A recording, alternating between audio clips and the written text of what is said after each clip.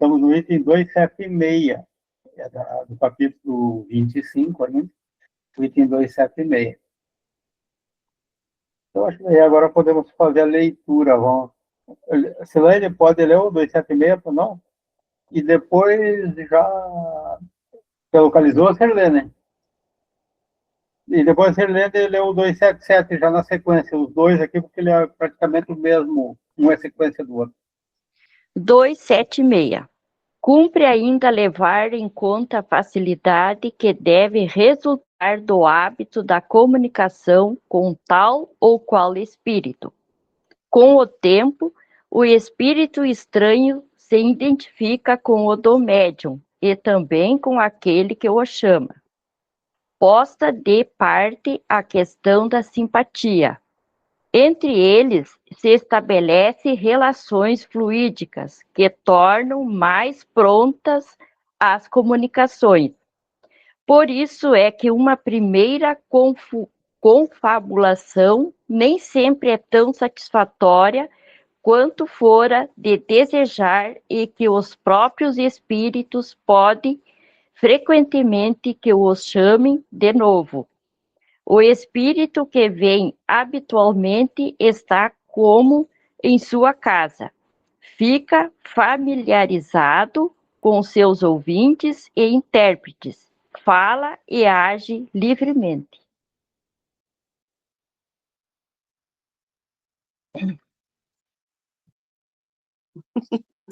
Em resumo do que acabamos de dizer, resulta que a faculdade de evocar todo e qualquer espírito não implica para este a obrigação de estar à nossa disposição, que ele pode vir em certa ocasião e não vir noutra.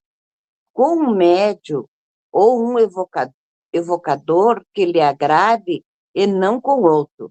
Dizer o que quer, nem poder ser constrangido a dizer o que não queira.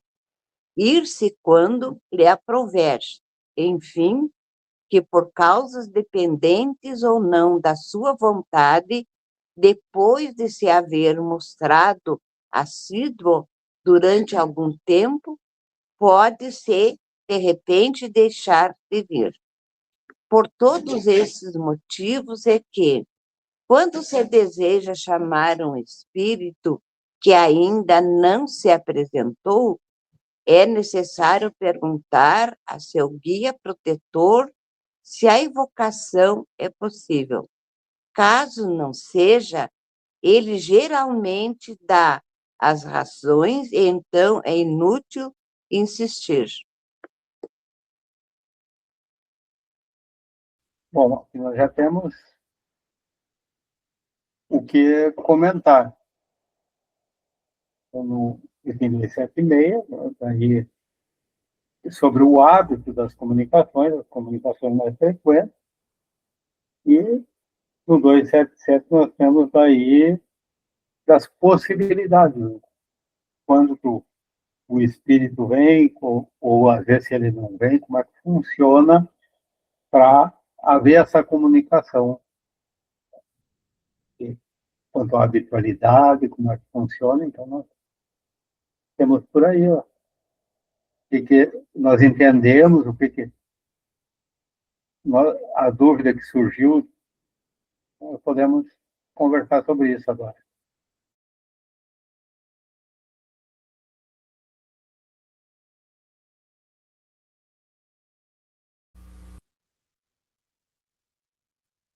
Celone, achou interessante? Pelo que... É que nos outros estudos eu não participei, eu dei uma lida rápida agora, antes de nós começarmos, e dá a entender, assim, que, como foi falado anteriormente nos outros números ali, que pode se chamar todos, mas nem todos aqueles poderão, talvez, atender à evocação, né? Aqui disse, mas achei muito interessante no final aqui, que tem que se perguntar para o guia protetor se a evocação é possível, e caso não seja, se geralmente dá as razões, então é inútil insistir. Só que eu achei assim engraçado que atualmente a gente não utiliza esse negócio de evocação, né? Isso aqui era mais para a época que foi escrita a obra, esta obra que a gente está estudando, o Livro dos Médiuns. Então, atualmente não se tem muito essa prática. A gente sabe que as comunicações são de lá para cá, quando é permitido. E conforme também o livro Céu e Inferno, houve muitas evocações lá, que foi até combinado. Na época, Kardec, com o grupo dele que estudavam com ele, para uma pesquisa e ele escrever, mas eu acho assim que é uma prática que não se usa hoje, né? Bem interessante saber que muitas vezes a gente poderá querer evocar, né? E eles não poderão atender.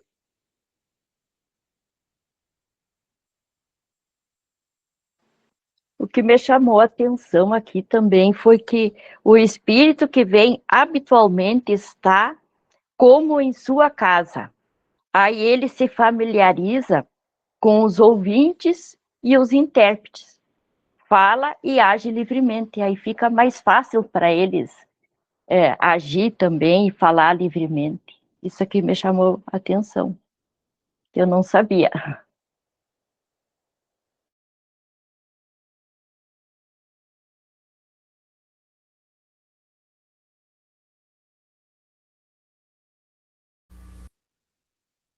Dona Antônia,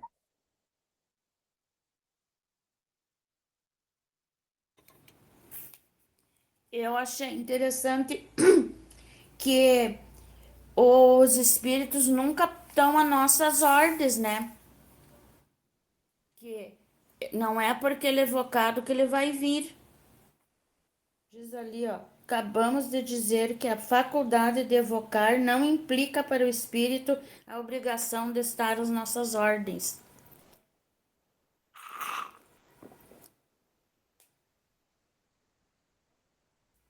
Que pode vir no momento, não no outro.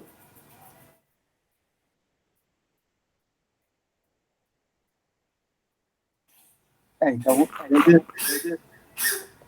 espíritos têm possibilidade, mas nem sempre eles estão à disposição. Eles também há essa possibilidade da comunicação, a gente estuda, a gente vê que é possível, mas, como assim, ó, é possível a gente falar por telefone com uma pessoa de outro lugar?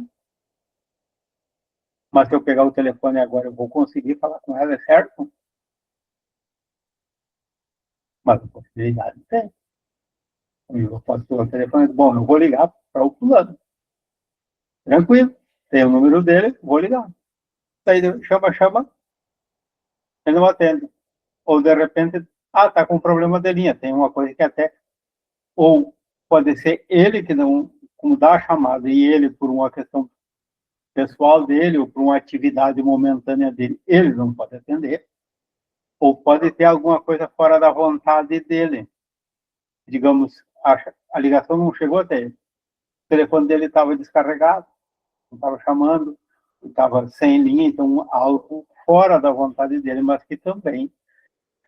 Então tem muitas a possibilidade. Agora não há a garantia que sempre vai acontecer. Então, às vezes é uma questão individual, é uma questão, digamos, pessoal, e às vezes é uma causa exterior, uma que às vezes não tem a permissão, então não foi permitido. E também tem outro. Eu pego o telefone, eu ligo e daí eu estou sem crédito para ligar. Também tem essa aqui. Às vezes nós queremos pedir, nós queremos ligação, mas nós estamos sem crédito. Então é uma comparação com o nosso dia a dia aqui que pode, que a gente pode mais ou menos refletir mais ou menos como funciona com os espíritos. Mas aí, no caso, se está sem crédito, não pode pedir para outro espírito falar no lugar dele? Mas seria uma invocação, seria uma ligação direta para um. Ei, Marino, eu perdi um pedacinho, porque agora me ligaram, eu tive que ir lá atender no outro telefone. Me diz uma coisa, Mas a gente, uma coisa assim, que nunca se invoca ninguém, né, para se comunicar, coisa assim, né? Vem espontâneo, não é isso? Eu perdi um pedacinho que você falou ali, mas esse negócio de invocar também não se deve, né, invocar ninguém. Isso. Às Não vezes se tu deve. invoca e a pessoa não tem condições e é muito sofrido isso aí, né? O não se deve, né? A palavra nunca e o sempre é um extremo muito. Porque teve os casos ali próprios do Kardec, ali na época, que eles evocavam, que digamos, hoje eu tenho casos assim, o porquê que a gente vai evocar? É uma coisa pessoal ou uma coisa, às vezes, assim, ó, às vezes é uma curiosidade, às vezes é um apego da gente, que a gente tem um apego com alguém que desencarnou e a gente quer porque quer. Isso assim passa, nós é até um obsessor. Então, é esses os cuidados que a gente tem. Então, o normal é que não se faça. Agora, tem casos que, muito bem estudados, se for de uma grande utilidade, pode ser feito. Agora, o normal é que não se faça. Então, na maioria das vezes, você vai ver, ele não tem por que fazer essa evocação. Então, nós temos a orientação é uma orientação de não fazer, de não ter o costume de fazer. Então, nossas reuniões mediúnicas, o padrão é esse, é de colocar à disposição que venha a comunicação espontânea, não por evocação. Só que também nunca, não pode, também daí é um extremo então que não pode se dizer nunca. Mas não pode acontecer com frequência, nem sem um objetivo muito, que justifique muito isso. Eu acho que a Vanessa, não sei se é conosco, ela estava, tá, não.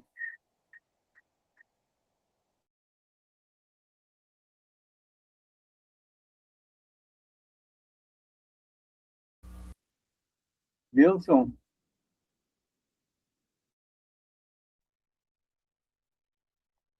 Bom, eu estava olhando aqui e fiz algumas observações. No primeiro parágrafo tem algo interessante assim, ó. Com o tempo, o espírito estranho se identifica com o médium e também com aquele que o chama. O que isso quer dizer? Se trata aqui das dificuldades de se manter contato com o espírito através da evocação, quando ele não se sente familiarizado com a pessoa que o chama ou com o, o próprio médium. E a gente traça, assim como Marina fez um paralelo daquela questão do nunca e o sempre, fazer um paralelo com as nossas experiências. Quando nós adentramos um grupo de estudo novo, por exemplo, quando chegamos numa cidade diferente e nos vinculamos a uma instituição espírita e não conhecemos quase ninguém, como é que a gente se sente? A gente não se sente bem à vontade para expor as suas ideias, começa a sondar o pensamento dos demais, começa a sentir o ambiente. E com o tempo, como o próprio diz o parágrafo ali, a gente passa a se sentir em casa como estamos aqui entre nós. E o espírito não é diferente, porque o que é o espírito? O espírito ele pode estar encarnado ou desencarnado. As impressões que nós temos são semelhantes, mais apuradas no mundo dos espíritos, mas muito próximas ou semelhantes no mundo dos encarnados. E quando passamos pela de lá, não vai mudar muita coisa. Outra coisa que o Marino observou aqui, o nunca e o sempre. Não dá para dizer, o espiritismo não é assim taxativo. A maior parte das questões ele apresenta como hipótese, ou seja, é uma probabilidade. E eu me recordo que uma prática que a pessoa que faz concursos públicos, por exemplo, ou provas do Enem, ou um vestibular, tem que tomar cuidado com as questões afirmativas que tem que ir lá nunca ou sempre.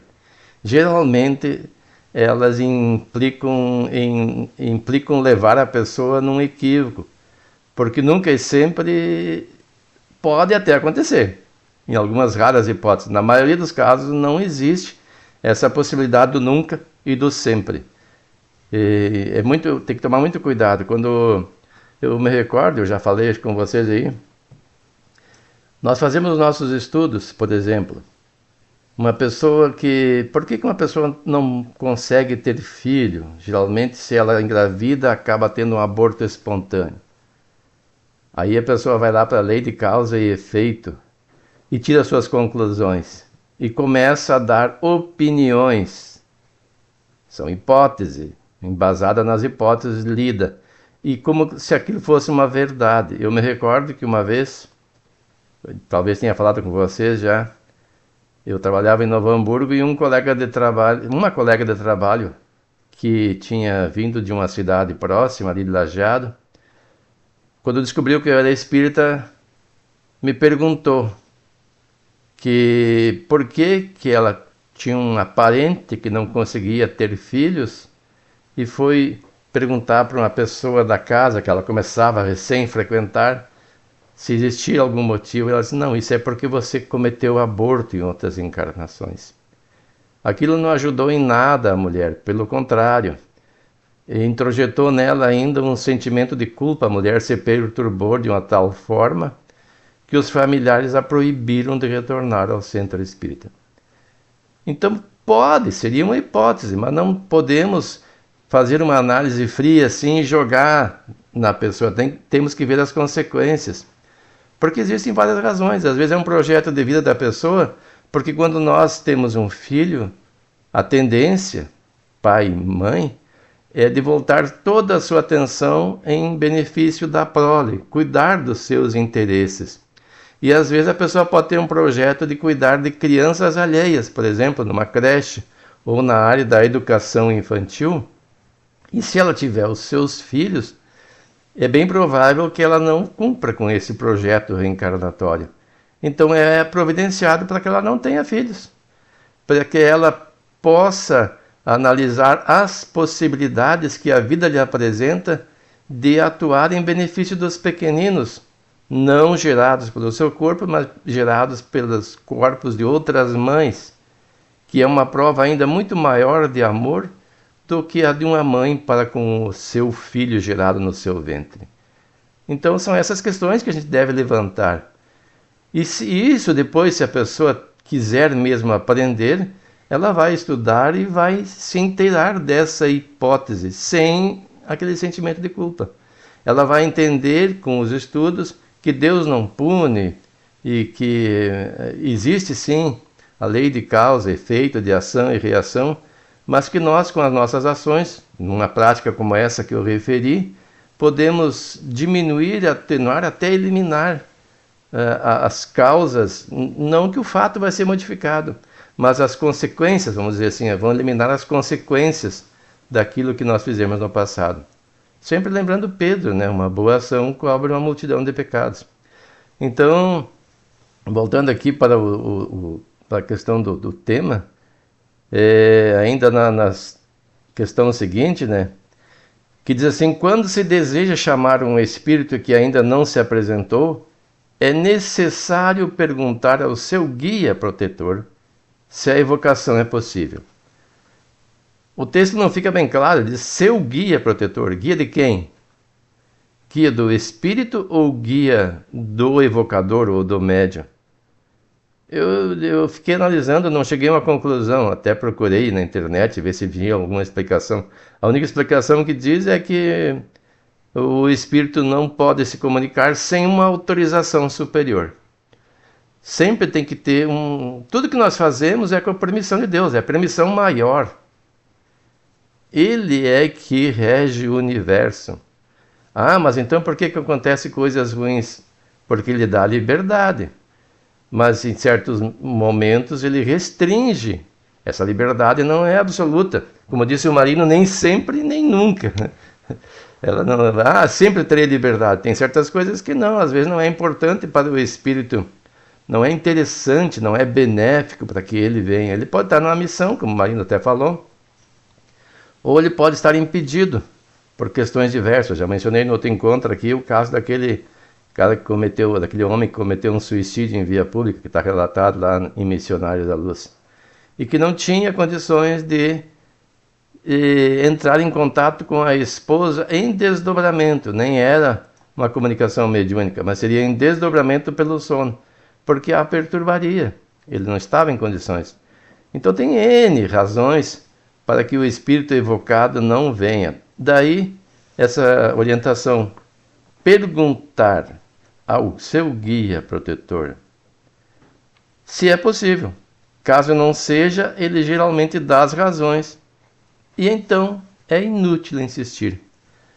Ele disserá que ele não está em condições favoráveis. Isso pode perturbar até o seu estado emocional, ou a comunicação que ele venha a dar perturbe a quem obtiver os dados que ele possa fornecer. Então não adianta insistir. Existe um regramento, trazendo de novo um paralelo, nem tudo que nós queremos fazer aqui na Terra, nós podemos, legalmente falando. Nós podemos até fazer ao arrepio da lei às escondidas, mas descobertos seremos impedidos. Por exemplo, a estrada é ótima, vou andar aqui o máximo que o meu motor puder. Não, existe uma regra que estabelece um limite de velocidade para a segurança de todos, do condutor, das pessoas que trafegam e também daquelas que estão à margem da rodovia. Em toda parte existem regulamentos.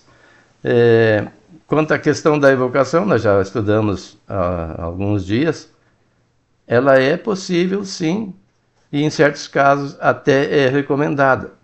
Esse estudo que nós estamos fazendo é para saber como fazer e quando fazer, e se é interessante. E também distinguir da possibilidade ou não de um determinado espírito que queiramos nos comunicar com ele, poder entrar em contato conosco. Nas questões de pessoas recentemente desencarnadas, por exemplo, o anseio de todos nós é querer saber como aquele espírito está. Devemos afastar esse anseio. Em primeiro lugar, como eu disse, quem rege tudo é Deus. Nós sabemos que Ele não pune e nem perdoa, ou seja, liberte da responsabilidade dos atos. Ele perdoa no sentido de cumprido o seu resgate e a pessoa poder retornar ao equilíbrio. Então nós devemos ficar ansiosos como o espírito está. Ele certamente vai estar em uma condição correspondente aos atos praticados no passado. E a gente, analisando os atos, pode saber, pode estar feliz ou infeliz, mas em qualquer situação é sempre um processo de aprendizado. Ele cometeu um equívoco, vai sofrer as consequências agora. Ele fez a coisa certa, também vai sofrer as consequências positivas. Em um caso e o outro, ele vai poder fazer a escolha. O que eu estou vivendo agora é bom ou é ruim? E isso tudo decorre do quê? Do que eu fiz a um passado recente ou remoto. Então, se for bom o que eu estou sentindo, o que eu estou experimentando, eu vou reforçar os meus atos. Eu vou fazer com que isso se torne natural em mim. E se o que eu estou experimentando não me agrada, me é prejudicial, eu vou me empenhar para não repetir o ato. Isto é o processo evolutivo. E sempre estamos assistidos. Às vezes o espírito fica lá na impressão que está abandonado. É um meio até de educação dele, porque ele tem que quebrar a sua cerviz de orgulho e de vaidade e de prepotência, até que ele se reconheça interdependente, não como um ser totalmente dependente. Nós somos interdependentes, um dependemos dos outros. E Deus age em nós através dos próximos a nós, como também age nos próximos através de nós e os demais. E isso nós aprendemos com as experiências. Então não fiquemos ansiosos em saber como está o espírito. No momento oportuno, em que ele estiver mais equilibrado, assim como aquele que eu referi do Missionário da Luz, recomendo que leiam lá, ele vai ser permitido se comunicar conosco. Não necessariamente numa evocação, mas num desdobramento, como aconteceu lá naquela aquela história narrada por André Luiz, né? Então podemos nos encontrar com ele.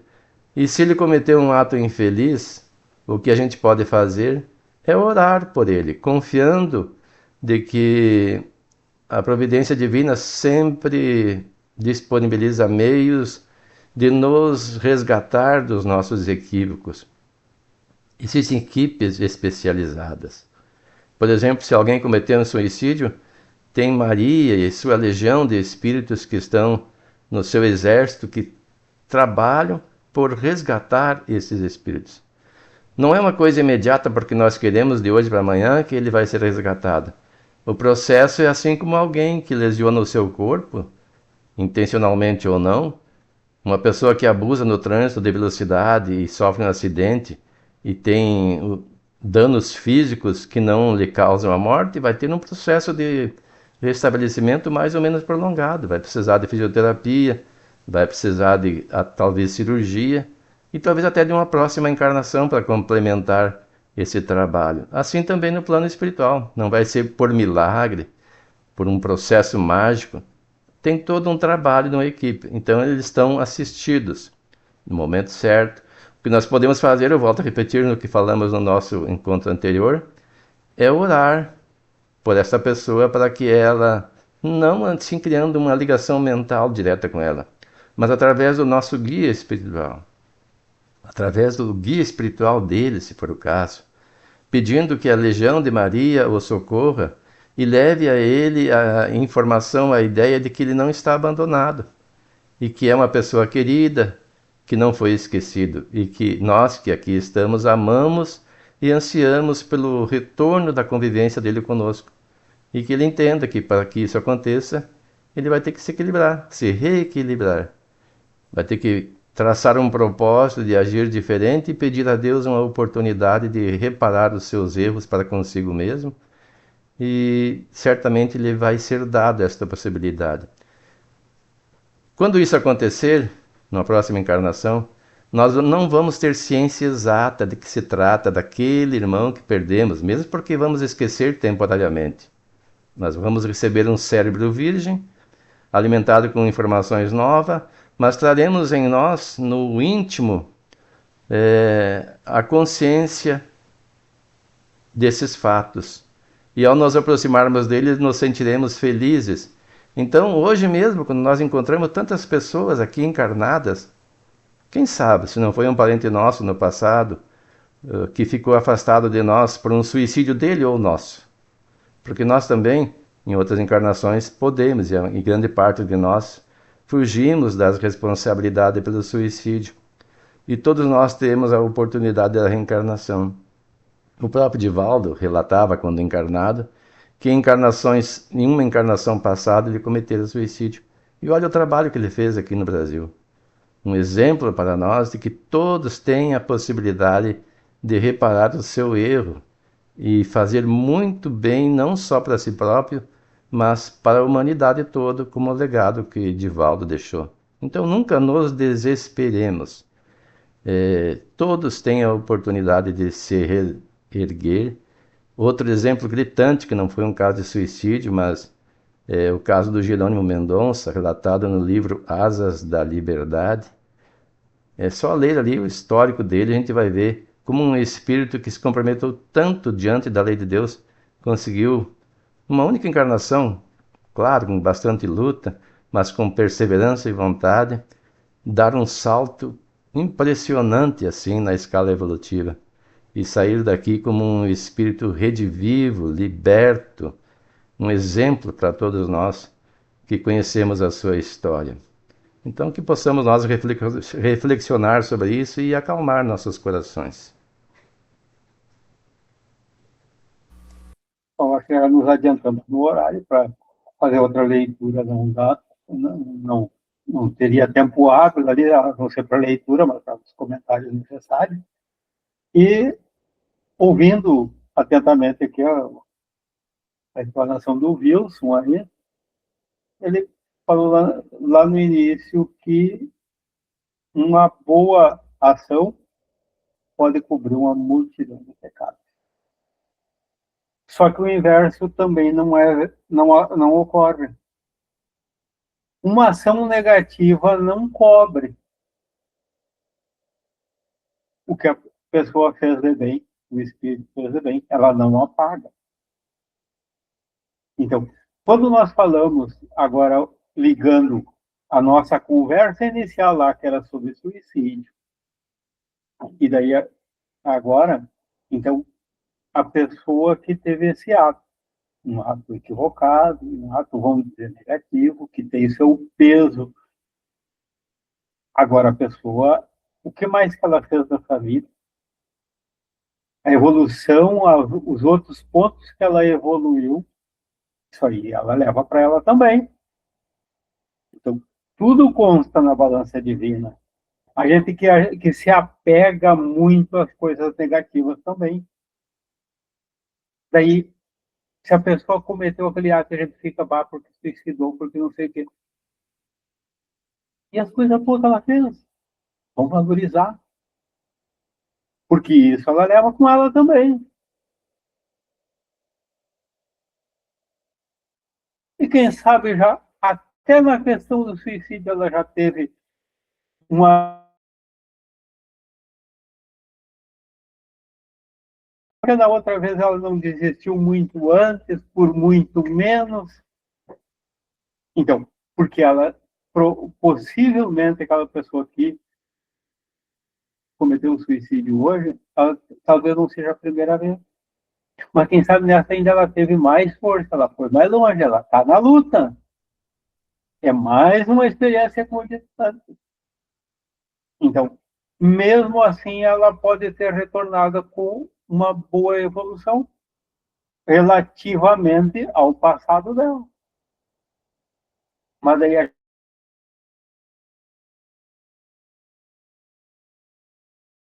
analisa pela nossa visão pequena que nós temos, e daí nós temos, a gente estuda o que é o ideal, e daí quer que aquela pessoa tivesse nessa posição. Então, se ela teve uma vida longa aqui, então ela deve ter praticado muito bem também. Muita coisa boa. Então, nós não podemos também se apegar mentalmente naquele ato negativo. Não. Ele faz parte também, mas ele não é só aqui. Então, daí, essa questão, e daí a gente parece que daí um ato má, uma ação má, uma ação negativa vai cobrir uma multidão de coisa boa. Não, daí não. Agora, a de coisa boa, sim, ela pode cobrir uma multidão de coisa negativa. Então, quando a pessoa já evoluiu, por quê? E daí é a questão, se ela já evoluiu, ela já não está caindo mais, então aquilo apaga o passado. Então, ela consegue reparar. Agora, o que ela fez de bom, aquele adiantamento que ela teve, ela vai levar com ela. Então, provavelmente, na próxima, ela já vai vir com mais força, com mais condições de luta do que nessa.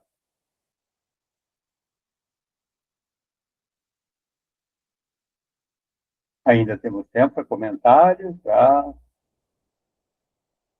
sei, talvez a Vanessa, depois ele não pegou não viu o início da conversa, mas a gente falou sobre suicídio lá no início, então talvez. Pois é, Marina. Oh, hoje... Oi, desculpa, viu? Só achei que o tio tinha falado para mim prosseguir aqui em alguma. Eu tenho muita dor de cabeça, sabe? Desde que eu me conheço por gente. E às vezes minha dor de cabeça fica muito forte a ponto de eu não conseguir, às vezes, levantar da cama, enfim. E hoje de manhã eu rezei muito ontem, pedindo para que hoje eu pudesse estar nos estudos, né? Então eu consegui estar, né? Acordei mais tarde, porque daí com a dor de cabeça acabei me atrapalhando, mas consegui estar aqui. E às vezes eu penso que a gente passa por essas coisas por algum motivo, então eu tento sempre tentar compreender essa dor que eu sinto, né? Assim como o Marino está falando, né? Às vezes a gente tem que passar por algumas coisas, né? Às vezes eu penso que por algum motivo o meu corpo veio dessa forma que eu sinto essa dor, eu tento tratar, enfim, tento aceitar. Mas é como vocês estavam falando, né? ou inclusive foi uma conversa que eu tive com meu marido ontem de noite. O meu sogro está doente e assim, bem velhinho, e ele volta e meia, ele vai para o hospital e volta, vai para o hospital, e ele está meio nervoso por causa dessa questão do possível desencarne do meu sogro, enfim, né? E aí eu estava aqui, ele, porque eu vou ficar sozinho, porque eu não tenho né, ninguém aqui, pouca família, enfim. E aí eu estava explicando para ele, eu peguei e disse para ele ontem, que a vida não termina, exatamente isso, né? Que nossos familiares vão continuar vivos, né? Que em algum momento ele vai se encontrar com o pai dele de novo, mas que a gente tem que aceitar essas coisas que a vida, né, trazem. E ele disse, mas eu não sou que nem tu que consegue falar com o teu pai, ele dizendo assim, né? Eu disse sim, aí eu disse assim, mas o telefone toca de lá para cá, amor. Foi exatamente nesse ponto que eu fiquei, eu não posso falar com os teus familiares, né? Até o momento não foi me permitido, pode ser que algum dia seja permitido a gente conversar com teus familiares, mas o telefone toca de lá para cá. E aí, assim, a gente nunca tem garantia que eu vou conseguir falar com algum familiar depois de desencarnar. A gente só tem que ter certeza que a vida continua, que em algum momento a gente vai se encontrar, e eu penso assim, pensa bem, um familiar que está aqui na Terra sofrendo e passando por um monte de coisa, pensa que daqui a pouco ele vai estar em outro plano, vai estar bem, vai estar, né, tipo, se reconstituir, vai estar feliz, vai encontrar as pessoas que já desencarnaram, aí eu explicando, às vezes, passar para lá não é tão ruim assim, sabe? E aí eu fui conversando com ele e ele foi entendendo, e foi ficando mais calmo. Então, eu acho assim, hoje eu fiquei pensativa quando comecei a ler tudo isso, né, com relação a essa questão da evocação, da gente falar com os espíritos, né? Realmente, o telefone, às vezes a gente não tem que fazer isso de chamar, né? E eu fiquei pensativa, porque era exatamente essa conversa que eu estava tendo com meu esposo com relação ao desencarne ontem de noite, dos familiares, enfim, e o quanto a gente tem que se preparar, às vezes, né? Para as coisas que estão por acontecer e por a gente, às vezes, não estar fisicamente próximo às pessoas que a gente ama.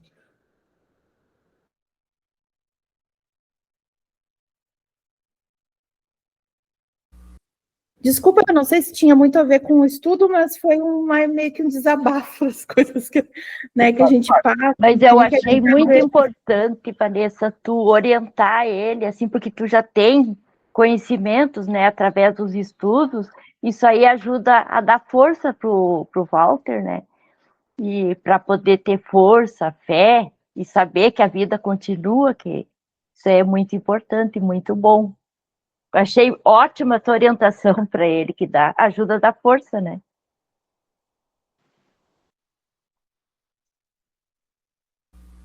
Ainda temos alguns minutinhos, se alguém tem mais alguma colocação. Ainda só para reforçar aquela tua colocação, Marino, na justiça humana, na área penal, existem atenuantes e agravantes quando vai aplicar a pena, lá vai a dosimetria da pena, como se diz, né? Leva-se em conta tudo isso. É uma justiça humana. Imagine a justiça de Deus, que é a perfeição absoluta. Certamente isto é de um alcance infinitamente maior, porque ele sabe a intimidade de cada um. Nós não sabemos, nós levantamos hipóteses, fazemos conjecturas, mas só quem vive a sua vida é que sabe o que está por trás dos seus atos. E Deus sabe. Então tudo isso é levado em conta. Como disse o Marino, porque a pessoa comete um ato desairoso, não quer dizer que ela estrague todo o seu passado. Nós é que somos muito severos na análise, e isso se reflete bastante na área do trabalho, né? A pessoa faz 99 ações corretas no seu trabalho, ele faz uma errada, aquela que vem em destaque, vem a crítica. Não há um sopesamento. E para Deus não é assim. É levado tudo em consideração. É claro, não vai eximir da responsabilidade, até porque é uma lei da física. É a lei de ação e reação. Eu sei que o fogo queima, se eu botar a mão eu vou me queimar, se eu me jogar no fogo eu vou queimar o corpo inteiro. Não tem atenuante que vai livrar isso aí. Vai poder até amenizar meu sofrimento. Mas isso é um fato. Não, por mais danoso que seja o ato, não vai anular tudo aquilo que eu fiz de bom. E isso é levado em consideração. Uma vez falava com um espírito que se chama Pai Inácio, e eu me sentia, e ainda me sinto, eu tenho uma tendência assim de carregar um processo de culpa que eu não consigo me liberar, embora todo o estudo que eu tenha feito, eu sei que isso é negativo. E ele me falava de umas possibilidades de alguma coisa que eu achava que não era merecedor. Daí eu digo, mas eu tenho tanta imperfeição. E ele disse assim, mas e as virtudes, filho? E as virtudes? Aí eu fiquei pensando, mas é mesmo. Nós temos virtudes. Todos nós temos. Se nós não tivéssemos virtudes nenhuma, não estaríamos no mundo de provas e expiações já, quase no mundo de regeneração. Estaríamos no mundo primitivo. É lá que se encontra aqueles que não têm as virtudes desenvolvidas. Nós vamos desenvolvendo e vamos avançando. Estamos no segundo ano, num total de 5 anos de evolução, segundo o livro dos Espíritos, que trata dos planetas habitados, né, das classificação deles. Estamos evoluindo, daqui a pouco já estaremos em condições de habitar um mundo de regeneração para continuar a jornada.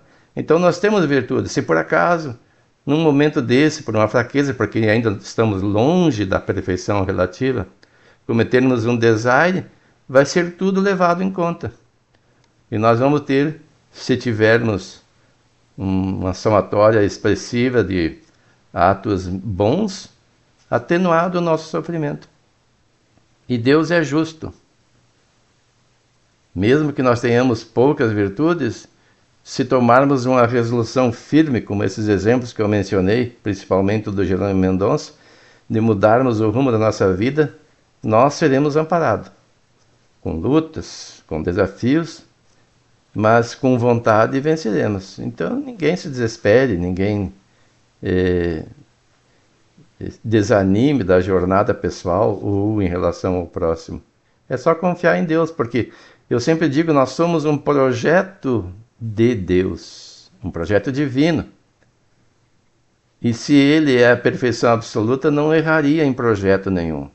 Ele criou, é fato, a lei de causa e efeito, nos deu o livre arbítrio, mas Ele sabe que o seu projeto vai chegar ao fim, que é a felicidade das suas criaturas. E nós vamos chegar lá. O tempo depende de nós. E alimentarmos a ansiedade e desesperança não vai ajudar. Então, se quisermos reduzir esse tempo para mais rapidamente chegar lá, é desenvolver uma maior fé em Deus. Fé no seu projeto, que somos nós. Então, fé em Deus, fé em Jesus e fé também nas nossas possibilidades.